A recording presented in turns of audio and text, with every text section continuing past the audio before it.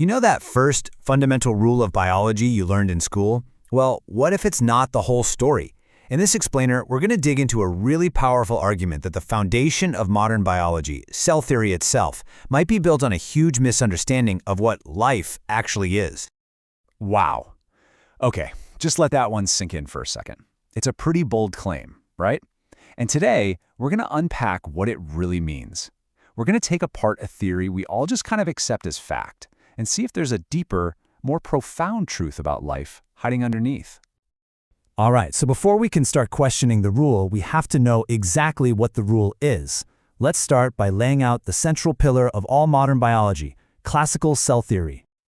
Yeah, this is straight out of the textbook, isn't it? It's presented as this simple observational fact. Everything alive is made of cells. Cells are the smallest little bits of life, and all the energy stuff, the metabolism, it all happens inside them. For well over a century, this has been the absolute bedrock of how we understand biology. But, and this is the key, hidden inside this universally accepted theory is a little philosophical leap.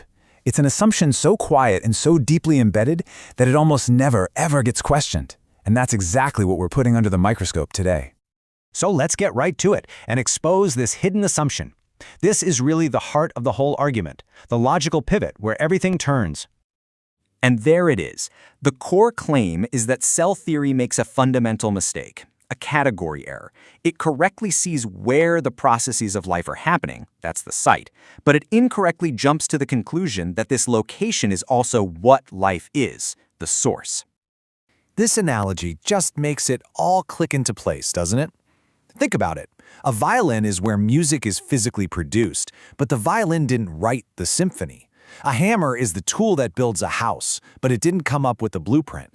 In the exact same way, a cell is the site of metabolism, but that doesn't mean the cell itself is the ultimate source of life. So here's the crucial takeaway.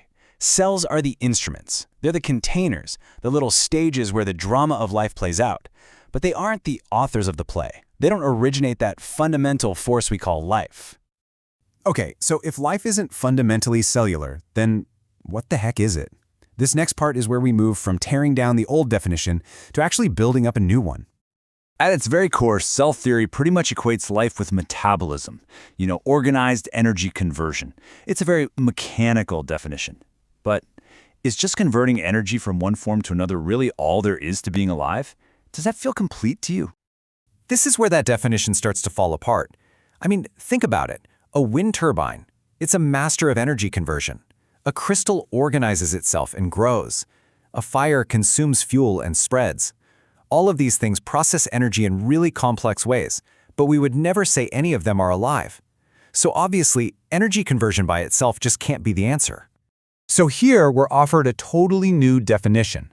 Life isn't just about processing energy, it's about something else emerging, new information, a sense of purpose or intention, and the ability to create order, to impose constraints on the chaos of the universe. It's a huge shift from focusing on matter and energy to focusing on information and agency.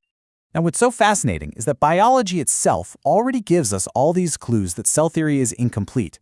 You've got viruses, right? They're basically just packets of information with no cell machinery. You've got prions, which can replicate without any metabolism at all.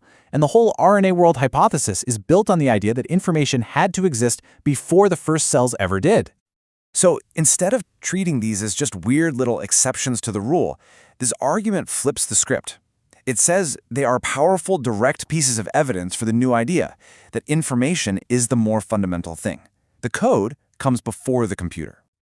Okay, so hold on, because the argument is about to level up. We're moving beyond biology and all the way up to the most fundamental science there is, physics. This breaks it down into a simple but really powerful logical chain. 1. Every bit of life on this planet ultimately runs on energy from the sun, from light. We all know that.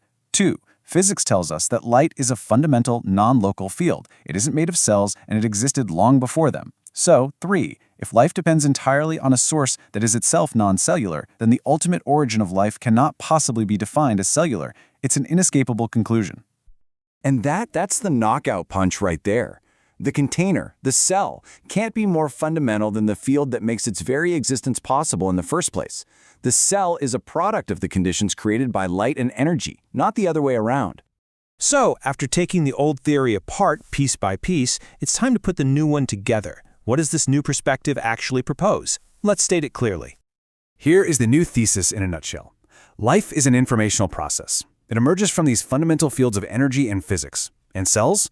They're just the tools. Incredibly complex and amazing tools for sure, but they're the instruments this process uses to get things done in the physical world. All right, let's bring this all home. What does this really mean for the humble cell? And what's the final, big picture takeaway from this whole thing? This one sentence just captures the entire argument perfectly. It's so precise. It gives cell theory credit for what it gets right. It correctly describes the where, but it calls it out for overstepping, for confusing that function with the ultimate origin. And this is a really important point. The goal here is not to throw out centuries of biology. Cell theory is an incredibly useful model for describing what we see. The argument is simply that it's incomplete. It makes a philosophical claim that it has found the origin of life, that the evidence just doesn't support. It's a correction, not a rejection. And here we are right back where we started. This line, which might have sounded kind of strange at the beginning, should have this powerful new meaning now. It completely reframes how we see ourselves. We aren't just a collection of cells that happens to be alive. We are cellular because this bigger, non-local phenomenon called life is operating through us. And that leaves us with one last, massive question to just sit with. If our cells are only the violin, and the process of life is the act of playing, then what is the symphony? What is the music being performed? What is the information, the intention that's animating everything? And that's a question that takes us way beyond biology and right into the very nature of existence itself.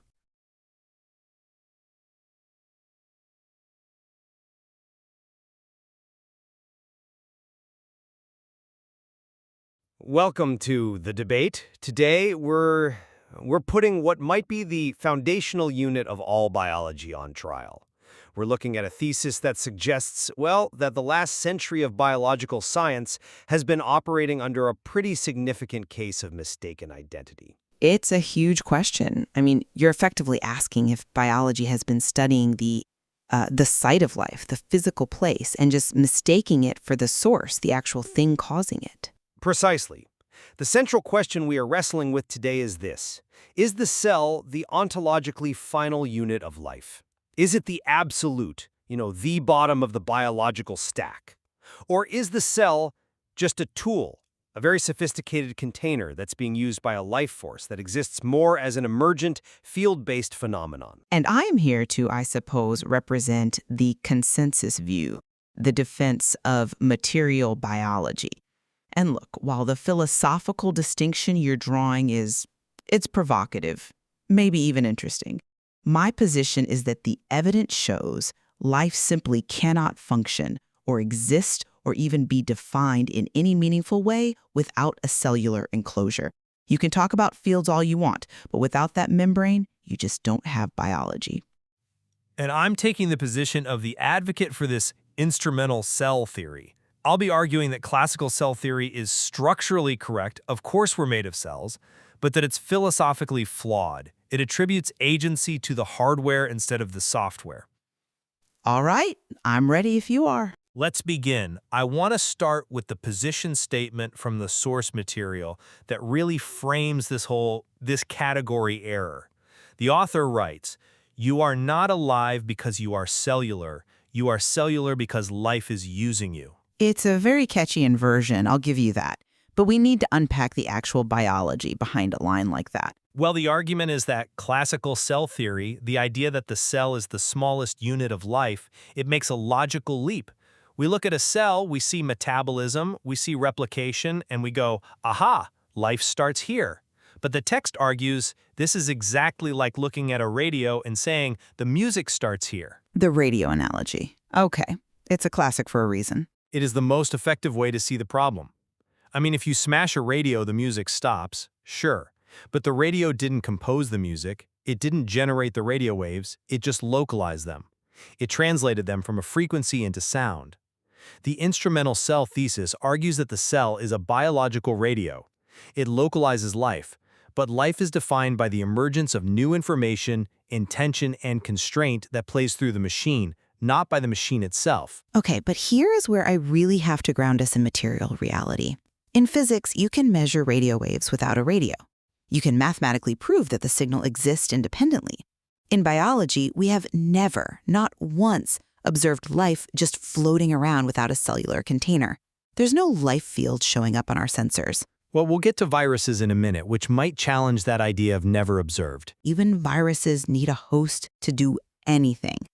My point is, treating life as some field separate from the cell, it starts to drift dangerously close to vitalism, that old 19th century idea of a mystical spark. Biology moved past that for a reason. We found the machinery. We found DNA, enzymes, lipid bilayers. The music you're talking about, I'd argue it's just the hum of the engine. And if you take the engine apart, the hum goes away. There is no ghost in the machine. There is only the machine. But are you studying the phenomenon or just the hardware? That's the heart of it. You see the engine humming, and you say the engine is the hum. I'm saying the engine was built to facilitate the hum. I'm arguing they're inseparable. The hallmarks of life, metabolism, and reproduction are strictly cellular processes. Energy conversion requires a membrane to create a gradient. Reproduction needs a protected environment to copy its data. If you remove the cell, your theoretical field has no agency. It can't act on the universe. And that brings us directly to our first core area of debate: energy conversion versus what the text calls informational agency. You just said that metabolism, organized energy conversion, defines life. I did. It is the absolute prerequisite for existing against the second law of thermodynamics. You have to burn energy to stay organized. Otherwise, you just fall apart into entropy. Okay, but the source material really challenges that definition. It points out that the universe is just full of things that convert energy. A turbine converts kinetic energy into electricity. Stars convert nuclear energy on a massive scale. Fire propagates, consumes fuel, and converts chemical energy. Sure, those are physical processes. Even crystals grow. They organize themselves using energy gradients. But we don't call a crystal alive. We don't call a fire alive, even though it eats, grows, and sort of reproduces. We don't know, because they lack complexity. Right, so if energy conversion happens in non-living systems, then it must be necessary for life, but it can't be sufficient to define life. You can't just point to metabolism and say, that's life, if a simple fire does the same basic thing. I agree there's a distinction, but I think you're missing the nature of the conversion. A turbine doesn't repair itself. A fire just burns through its fuel and dies out. It doesn't store a genetic code to build a new fire later.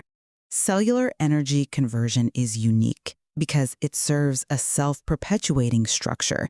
It isn't just burning fuel, it's burning fuel to maintain the oven. It's a cybernetic loop.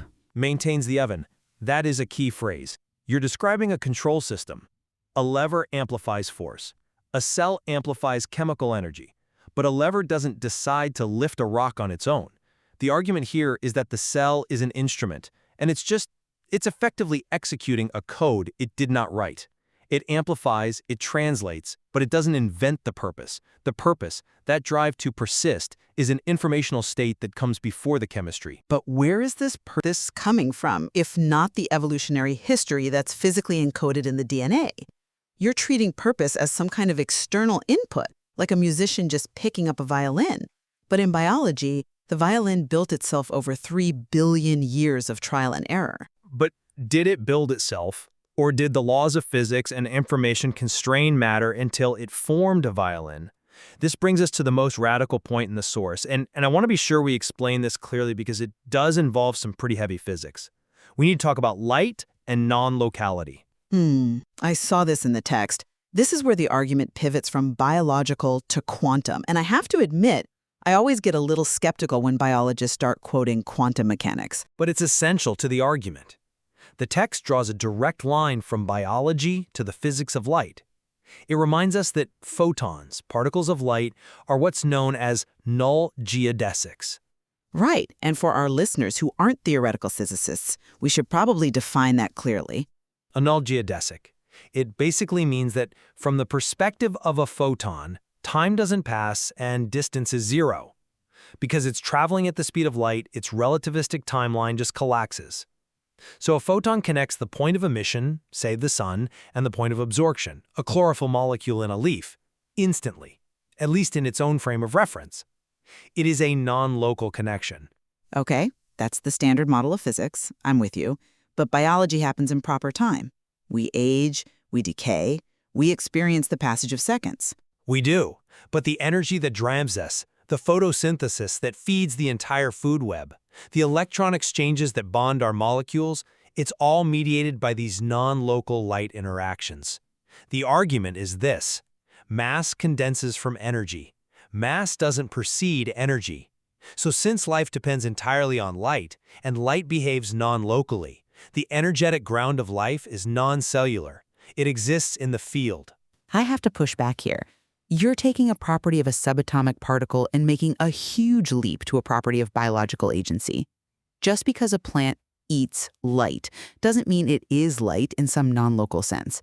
A solar panel absorbs photons, but the solar panel is still a chunk of silicon in glass. It's a physical object. How does the nature of light prove the cell isn't the unit of life? It proves that the organizing principle precedes the material structure. And the text clarifies, this isn't mysticism, it's just physics. Light fields and electromagnetic constraints exist before the cell acts on them. So if the foundation of life is the interaction between these fields and matter, then the cell is just the trap we built to catch the light.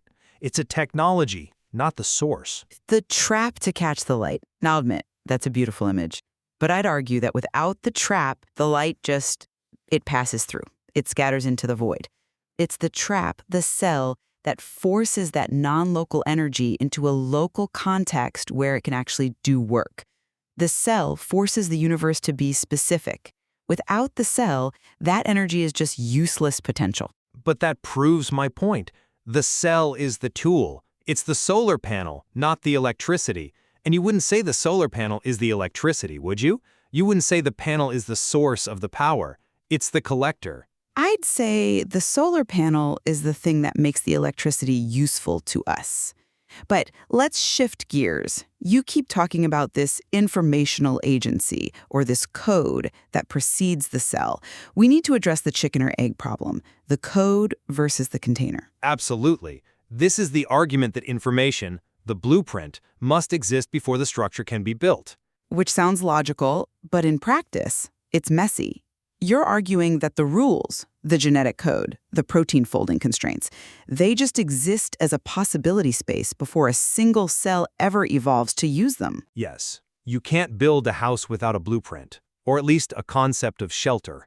The rules of how proteins fold, how RNA pairs, they are mathematical constants. They are. Platonic forms, if you want to go there, just waiting for matter to fill them. The information is primary. That's a very abstract view. A code is completely meaningless without a reader. A blueprint for a house isn't a house. It's not even really a plan until a contractor looks at it and understands what it means. In biology, the cell is the reader. Without the cellular machinery to transcribe and translate DNA, that DNA is just sticky goo. It contains no information until it gets processed. Is it just goo, though? Let's look at the edge cases the text brings up. Viruses, prions. Ah, the boundary breakers. I had a feeling we'd end up here. They're critical to this debate. A virus is purely informational. It's not cellular, it has no metabolism, it's just code wrapped in a protein shell.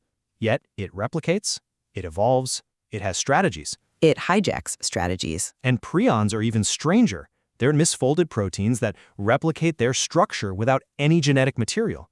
They transmit information, specifically the information of their shape, directly to other proteins. And they're both terrifyingly effective at destroying complex life. They are. But the implications are massive. These aren't just annoying exceptions to your rule. They are clear evidence that information can exist, replicate, and propagate structure outside the standard definition of a cell. The code is running without the standard container. That's a compelling point, but you have to consider the context. Viruses and prions are obligate parasites. A virus cannot replicate on a table. It can't replicate in a jar of nutrients. It requires a cell. It needs the ribosomes, the enzymes, the energy of a host cell. But the information persists without the host. You can freeze a virus for 1,000 years. The cell dies, but the code waits. But it's dormant. A virus is just a message in a bottle floating in the ocean. It's not alive until it washes up on the shore of a cell and someone reads it. They are riders, not the horse. If you kill all the horses, the riders go nowhere. Ah, but that brings us perfectly to the next point, the rider argument. You say the virus is a rider, implying the cell is the horse, the real thing. But the text flips this, using the concept of death. This is probably the most philosophical part of the text, and maybe the darkest. The standard argument is, if the cell dies, life ends.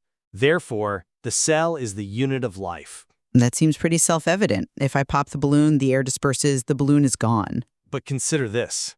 For death to be a rider, life must first exist. Death presupposes life. In the same way, tools presuppose agency.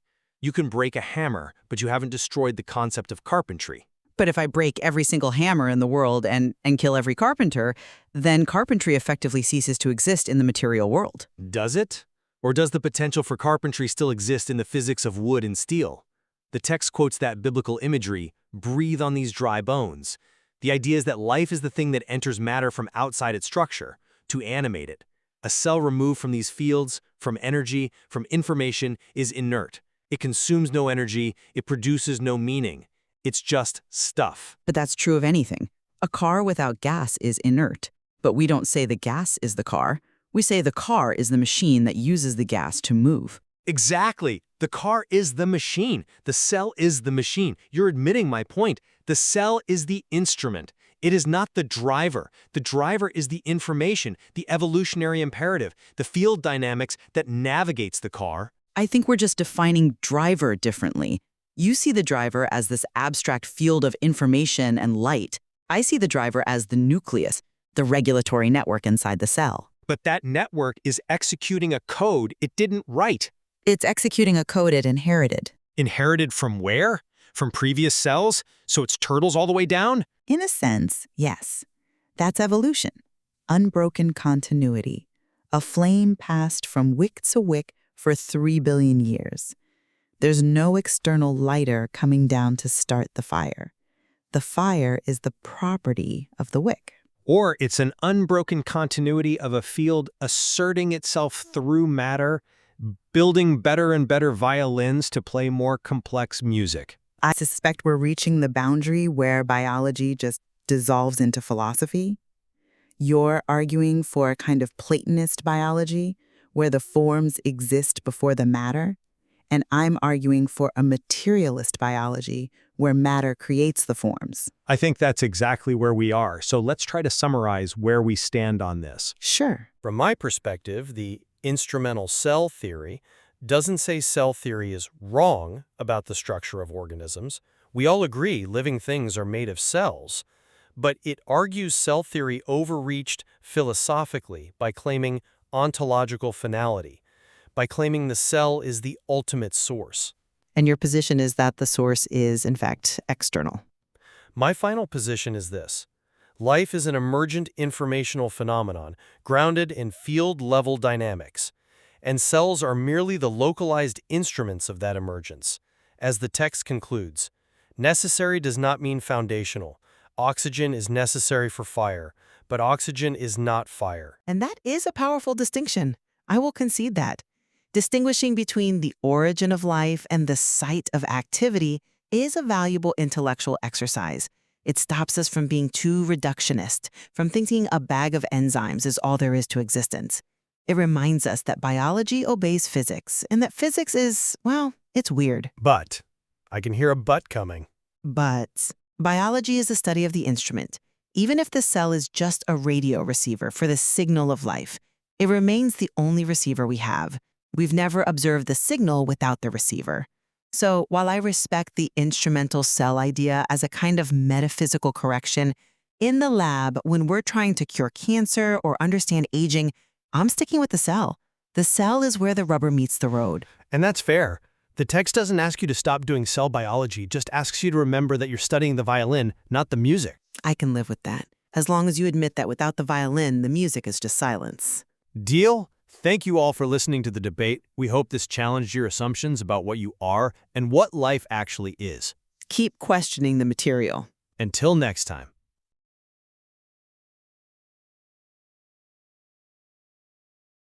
I want to start today with a sentence from the source material we're covering, and I want to ask you, the listener, to just let this sentence sit in the air for a second. Don't fight it immediately, even though your brain is probably going to want to. Here it is. You are not alive because you are cellular. You are cellular because life is using you. It's a complete inversion of reality, isn't it? It's one of those statements that it makes you feel a little bit of vertigo just hearing it. Vertigo is exactly the right word, because if I look back at everything I was ever taught, I mean, literally, from middle school biology all the way through any university electives, the arrow of causation just goes the other way. It's completely flipped. Yeah, we're taught that the cell is the bedrock. It's the Lego brick. You take a human, you break them down into systems, then organs, tissues, and then finally you hit the cell. And the cell is where all the magic happens. The cell is the thing that is alive. That is the standard model. That's the absolute dogma of modern biology, often called classical cell theory. And we should be fair to it. It's an incredibly useful model. I mean, it gave us antibiotics, it gave us modern surgery, it helps us understand things like cancer. Right, it's not like it's wrong in a practical sense. Exactly. But the document we're diving into today, which is called The Instrumental Cell, Life as an Emergent Field Phenomenon, is arguing that while cell theory is fantastic for medicine, it's catastrophic for philosophy. It argues that we've made a fundamental category error. We've confused the container with the content. That distinction, container versus content, that's what hooked me. Because if this source is right, we are basically looking at a car factory and thinking the building itself is inventing the cars. Yes. We're looking at the walls and the conveyor belts and thinking, wow, this concrete is really smart. That's a great analogy. The mission today is, well, it's a bit of a detective story. We need to find out where life actually comes from, because this source posits that we've been looking in the wrong place for about, 200 years now? We've been staring at the hardware, the cell membranes, the nucleus, the mitochondria, and just completely ignoring the software. Or maybe not software, but the signal that's running through it. Yeah. And just to set the stakes for you, the listener, before we really get into the weeds, this isn't just semantics. This isn't just, word games or some academic hair splitting. If we accept the premise of this deep dive, it fundamentally changes how you view your own body. It changes how you view death. It changes how you look at a tree outside your window. It shifts you from thinking, I am a biological machine, to I am an instrument. Which is a much more fragile, but you could argue a much more beautiful way to exist. It suggests that you're a participant in something rather than just a standalone object. Okay, so let's back up. Before we try to dismantle the house, we have to look at the blueprint. We need to define the status quo. If I walked into a university biology department today, pick Harvard, pick Oxford, it doesn't matter, pick a community college, and I raised my hand and asked, Professor, what is life? What is the answer I'm going to get? What's the dogma we're pushing against here? You're going to get the 3 pillars of classical cell theory. You probably memorized these for a quiz at some point and then immediately forgot them. I absolutely did. Right. So first, all living organisms are composed of one or more cells. Simple enough. Second, the cell is the basic unit of structure and organization in organisms. And third, and this is the important one for later, all cells come from pre-existing cells. Right. Omnis cellula et cellula. I remember that Latin phrase, all cells from cells. Exactly. And the subtext, the hidden assumption in those 3 rules is that the buck stops at the cell. There's nothing smaller or more fundamental that can be called alive. The cell is the atom of biology. And usually when we talk about what makes something alive, we talk about what it does, eating, moving, breathing. We call that metabolism. Correct. And this is where the hidden assumption that the source talks about really kicks in. Modern biology looks at a cell under a microscope. It sees energy being processed inside. It sees proteins being built inside. It sees replication happening inside. And because we see all this activity happening in the cell, we just naturally assume the cell is the source of the activity. It's the classic correlation implies causation trap. It's actually deeper than that. It's an ontological error. Ontology is the study of being, of what things actually are. We've made a decision that life is cellular organization. They are one and the same.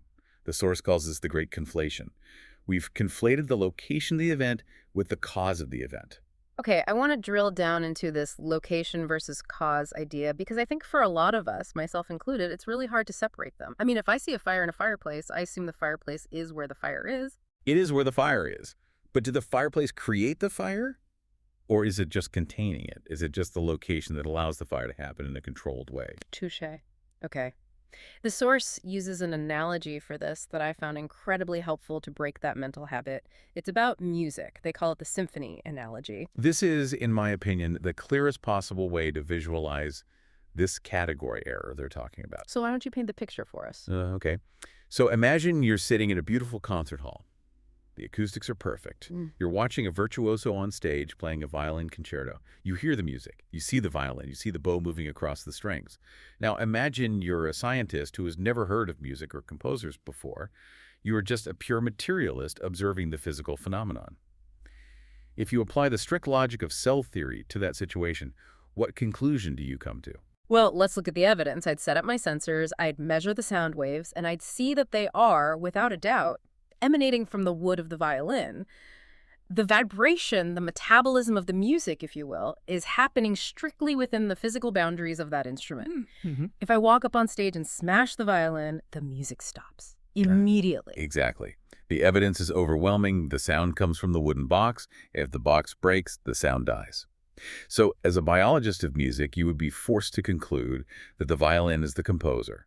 You'd conclude that the melody is a chemical property of the wood and the catgut strings. You'd write a paper saying, the music is cellular. But we know that's absurd. I mean, it's laughable. The violin is absolutely necessary. You can't hear the concerto without it. But it didn't write the music. It didn't decide the tempo. It didn't invent the melody. No, the violin localizes the music. It constrains the air to vibrate in a very specific, beautiful way. But it does not originate the music. The music originates in the mind of the composer and through the agency, the intention of the player. The source argues that the cell is the violin. And life is the music. Yes. Yeah. And for centuries, we have been dissecting the violin, we've been scraping the varnish, analyzing the molecular structure of the strings, mapping the grain of the wood. We're trying to find the music gene or the music molecule. We're looking for the song inside the wood. And we're failing. We're failing because the music isn't a material object inside the instrument. It's a signal playing through the instrument. Precisely. The key takeaway line from the source here is one you should probably write down. Cells localize life. They do not originate it. That really, really helps visualize it. But I do want to play the skeptic for a minute, because I can hear a listener out there saying, okay, that's a pretty poetic metaphor. It sounds nice. But biology isn't a violin. Biology is chemistry. It's energy conversion. It's thermodynamics. A violin doesn't eat. A violin doesn't grow. My cells do. And that is a very fair pushback. The materialist argument is strong because it's grounded in what we can measure. We can measure calorie intake. We can measure heat output. So let's meet them on their home turf. Let's look at the chemistry. And this brings us to what the source calls the turbine problem. This section really challenged my core definition of what it means to be alive. Because usually if you ask someone, what is life, they pivot to metabolism. You know, taking in fuel, converting it to energy, doing work. That is the standard thermodynamic definition. It's all about organized energy flow, maintaining a state of low entropy by consuming high entropy fuel.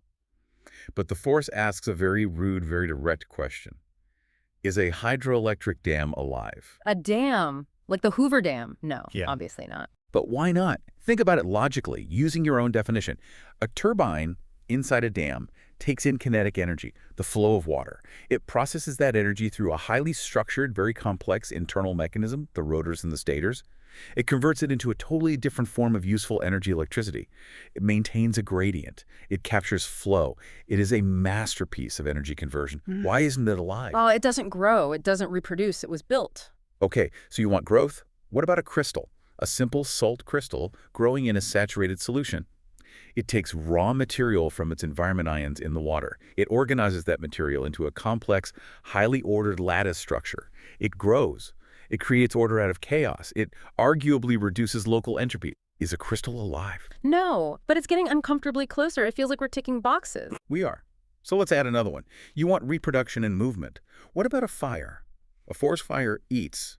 It consumes biomass. It breathes oxygen. It grows. It reproduces. It sends out sparks that start new fires. It moves across the landscape. It converts mass into energy.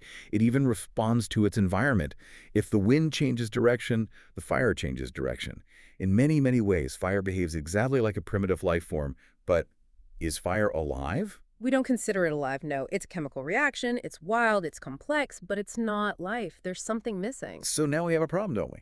If a turbine, a crystal, and a fire all convert energy, create order, or reproduce, but none of them are alive, then energy conversion cannot be the sole definition of life. Yeah? It's necessary. You can't have life without it, just like you can't have the concerto without the vibration, but it's not sufficient. It's not the magic ingredient. It feels like we're narrowing it down through a process of elimination. If it's not just burning fuel and it's not just growing, what is the missing ingredient? What separates a cell from a raging fire? The source argues that the missing ingredients are information and constraint. Constraint. What do you mean by that? Think about the fire again.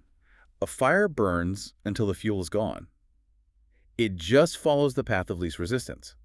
It has no plan. It has no internal model of the future it's trying to build. It just reacts. Life, on the other hand, does something incredibly strange. Life follows a plan. Life builds highly improbable structures that shouldn't exist according to simple thermodynamics. It fights against entropy. It fights entropy using a blueprint. It uses information. A turbine doesn't have a little blueprint for a baby turbine hidden inside of it. A fire doesn't have a genetic code that tells it when to stop burning or what shape it should take. The source puts it this way. Life is not just energy flow. It is the informational constraint of energy flow. This is where the tool analogy comes back in, right? The source talks about something as simple as a hammer. Right. A hammer is a tool that translates energy. I swing my arm. That's kinetic energy. The hammer's head hits the nail. That's a focused application of force. The hammer is a transducer. It changes the form of the energy and applies it. But the hammer doesn't decide to build a cathedral. The hammer doesn't have the architectural plans in its head. Exactly. The cell is the hammer. The cell is the turbine. It's the physical mechanism that allows the metabolic work to get done. But the architecture, the plan, the intention, the design that says build a hand or build a leaf, that must come from somewhere else. The hammer is not the architect. The cell is not the designer. So if the cell isn't the architect, we have to go looking for the architect. We have to find the thing that holds the plan. And this brings us to what the course calls the upending move. And I found this part fascinating because it really deals with time. It asks the classic chicken and egg question, what came first? This is the logical checkmate in the argument, in my opinion.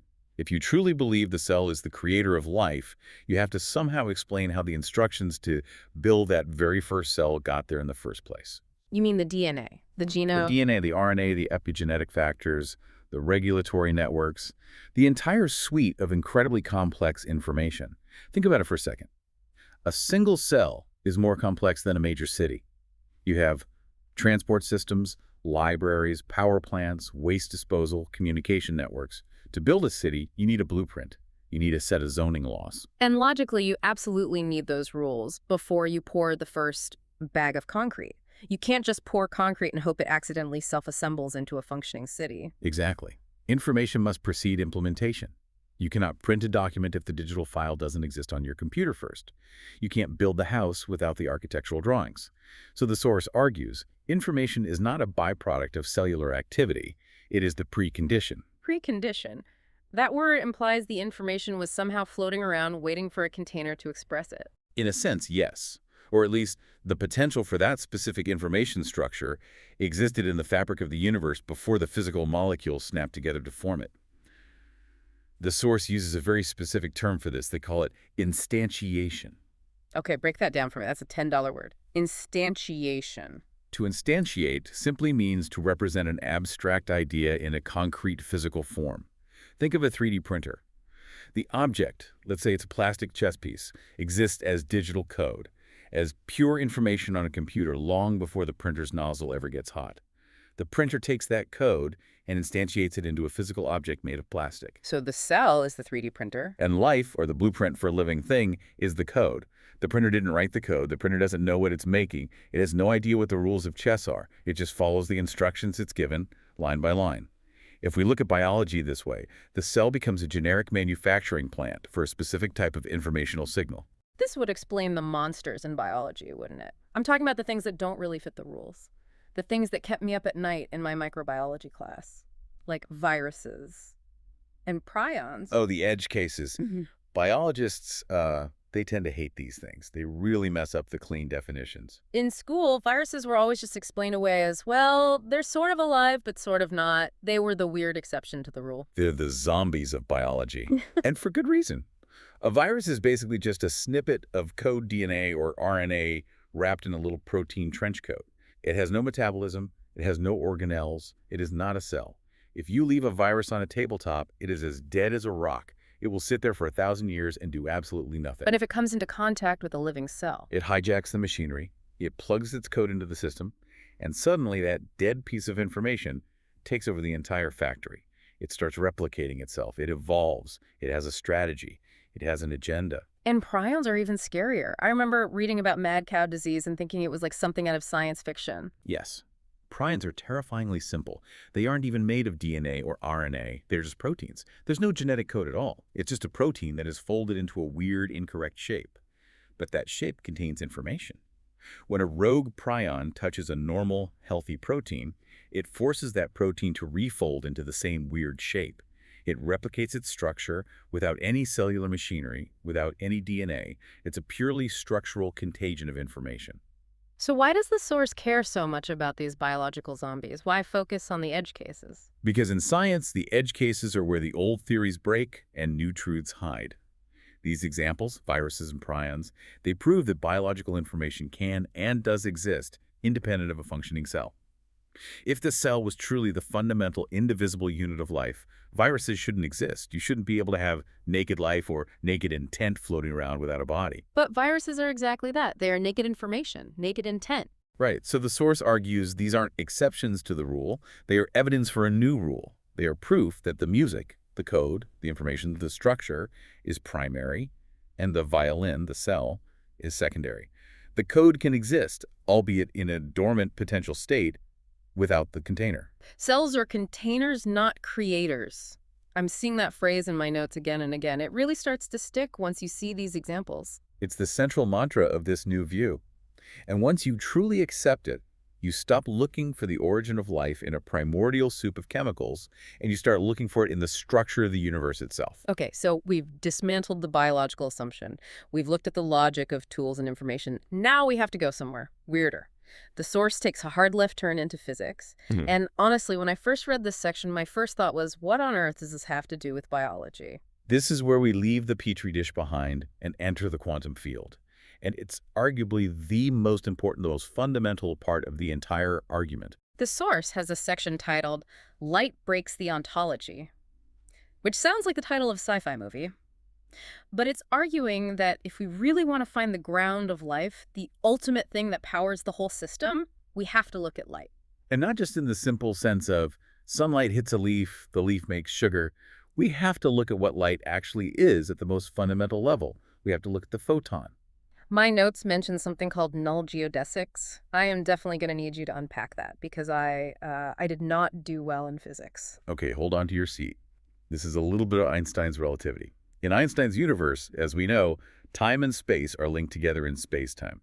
The faster you move through space, the slower you move through time. Right, that's the classic twin paradox. The astronaut who goes to space at high speed and comes back younger than his twin who stayed on Earth. Exactly. Now, just take that to its logical conclusion. Imagine you go faster and faster and faster.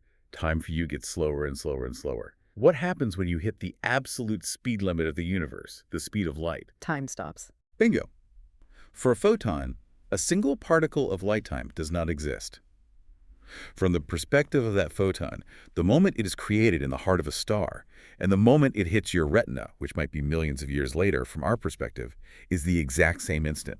A photon experiences the entire universe as a single timeless point of interaction. So light is eternal. In its own frame of reference, yes. In physics terms, it travels along a null geodesic, a path of zero time. It is also non-local. It doesn't just exist as a particle, it exists as a wave, a field that permeates space. It isn't just a little ball flying through the air, it's an excitation of a universal electromagnetic field. Okay, that's mind-blowing physics on its own. But bring it back to the cell for me. Why does this matter for a biologist? Because biology is fundamentally powered by light. Photosynthesis isn't just a chemical reaction. It is the physical capture of these timeless, non-local excitations by a physical, local object, a chloroplast. And even beyond that, the chemical bonds that hold your entire body together, electromagnetism, are mediated by the constant exchange of photons between your atoms. Every atom in your body is held to every other atom by a ceaseless conversation made of light. So the cell is literally built upon a foundation of light. Correct. The chain of dependency goes like this. Cells absolutely depend on light. But light does not in any way depend on cells. The field exists without the object needing to be there. Exactly. Think about the history of the universe. In the beginning, the Big Bang, there was only energy, only fields. It was far too hot for matter to even exist. Matter, the stuff we're made of, condensed out of that raw energy much, much later as the universe cooled down. So if we're looking for the ultimate origin of life, it can't possibly be the matter. The matter is the downstream effect. The energy field is the upstream cause. That completely flips the script on how we normally think about it. We usually think matter comes first, and then energy emerges from the interactions of matter. No. Physics is unambiguous on this. Energy comes first, then matter condenses from it. Yeah. The book of Genesis, interestingly, says light comes first, then the material world is formed from it. The source is essentially saying that biology needs to get with the program. The field is primary. The cell is just a very clever localized trap for that field. A localized trap, like a solar panel. A solar panel is a perfect analogy. A solar panel catches the energy of the sun, but it isn't the sun. If you take a hammer and smash the solar panel, you haven't destroyed the sun, you've just broken the receiver. The broadcast continues.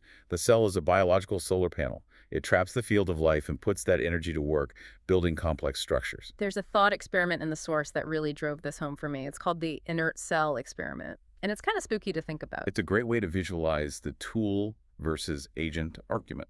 So let's play it out. Imagine we take a perfectly healthy, living cell, let's say a skin cell or an amoeba, and we isolate it completely. We put it in a theoretical box that blocks everything.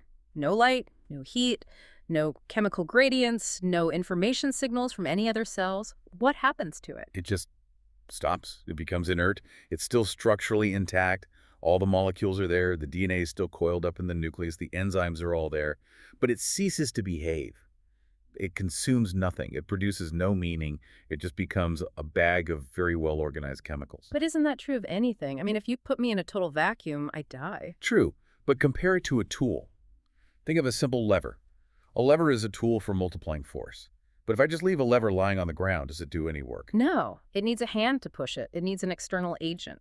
Think of a stereo amplifier. Its function is to make sound louder. But if I don't plug a guitar into it or a turntable, does it make music? It just hums, or it sits there completely silent. It's all potential, but no action. The source argues that the cell is exactly like that lever or that amplifier. It is a transducer.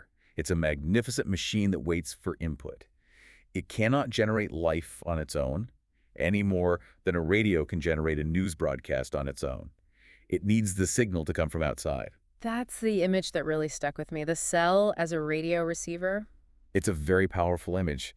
If you walk into a room and you hear a voice coming from a little plastic box on the shelf, you don't assume the plastic box is a tiny person. You don't assume the plastic box is thinking those thoughts. You assume it's picking up an invisible wave that's permeating the room. And if you smash the radio, the voice stops. But the wave is still there. The broadcast is still happening. You just can't hear it anymore in that location because the instrument is broken. This connects directly to what the source calls the rider of death argument, which sounds like a heavy metal album title, but it's actually a really elegant philosophical proof about what death is. It is. The logic is beautifully simple. Death is a rider. It rides on the back of life. You cannot kill a stone. You cannot kill a chair. You could only kill something that was, until that moment, alive. Right.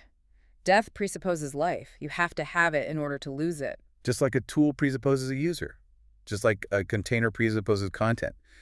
The very fact that death is a distinct and observable state from simply inanimate matter proves that life is something added to the matter. It's an extra quality. Breathe on these dry bones. That's the biblical reference the source makes here. Exactly. And whether you look at it theologically or just purely physically, the implication is the same. Life enters matter from the outside. It animates it. It inflates the matter with possibility and intention. And when that animation stops, when the field decouples from the instrument, we call that state death. The radio is turned off. A radio is turned off, the hardware's still there, the atoms are all still there. If you weigh a body the moment after death, it weighs the same as it did the moment before. Nothing material has left, but the signal is gone. The organizing principle that was holding back the tide of entropy has left the building. So death is the decoupling of the field from the instrument. That's heavy, but it makes a lot of sense. It actually explains why a corpse is fundamentally different from a living person, even if all the atoms are still technically there in a pile. Precisely. The music has stopped, but the violin is sitting there on the chair. And eventually, without the musician to care for it and play it, the violin just rots and falls apart. That's entropy finally winning. Okay, so we've done a lot of deconstruction here. We've smashed the violin, we've turned off the radio, we've basically said that a foundational principle we learned in biology class is a category error. So, what do we replace it with? We can't just leave a big hole there. If the cell isn't the definition of life, what is? The source offers what it calls the strong replacement thesis. All right, lay it on me. Life is an emergent informational phenomenon grounded in field-level dynamics. Okay, that is dense. That is pure academic speak. Let's translate that into human language. It means life is a verb, not a noun. It's a process. It's not a thing you could hold in your hand or put in a jar. It's an activity. It is the process of selecting among possible futures. It is the process of exercising constraint over the natural tendency towards chaos and decay. So life is the pushing, not the thing being pushed. Yes, that's a great way to put it. Life is the software running on the hardware. It is the ability to use a tool, the cell, to maintain an improbable state of order in a chaotic universe. It's the decision to build the dam, not the concrete of the dam itself. The source mentions that this view life as a field, life as information, actually brings biology back into alignment with other major disciplines. It uses the word consilience. Consilience is a beautiful idea. It means jumping together. It's when different maps of the world, drawn by different people from different perspectives, suddenly overlap perfectly. It's that moment when you realize the chemist, the physicist, and the theologian are all actually looking at the same mountain, just from different sides. So where do we see this overlap happening? Because usually science and religion, or even different branches of science like physics and biology, don't really play nice together. Well, let's just look at the big three the source points to: Genesis, modern physics, and now this new view of biology. Genesis. You mean the Bible? Yes, but let's put aside theology for a moment and just look strictly at the narrative structure of the text. In the Genesis story, what is the very first thing that is created? Let there be light. Light comes first. The field comes first. The physical objects, the sun, the moon, the animals, they all come after the light. The container is created after the content. And physics. The Big Bang. What was the primary state of the universe? Pure energy. In the first fraction of a second, there was no matter. It was just an unimaginably intense field of energy. Matter is essentially frozen energy. So again, excitation precedes structure. And now this new biology. Information precedes enclosure. The code exists before the cell is built. The so-called RNA world hypothesis suggests that informational molecules existed and replicated long before the first cellular wall enclosed them. It is exceptionally rare to get a priest, a quantum physicist, and a theoretical biologist to all agree on anything. But they all seem to agree on the fundamental order of operations. Content precedes container, meaning precedes mechanism. Field precedes particle. That seems to be a deep structural truth of our reality. It's a pattern that repeats at every single scale we look at. This really changes the whole vibe of science, doesn't it? It makes it feel a lot less cold and mechanical. It re-enchants the world.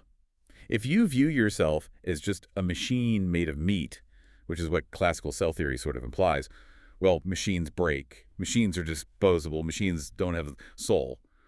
But if you view yourself as an instrument being played by a universal field of life. That's a profoundly different feeling.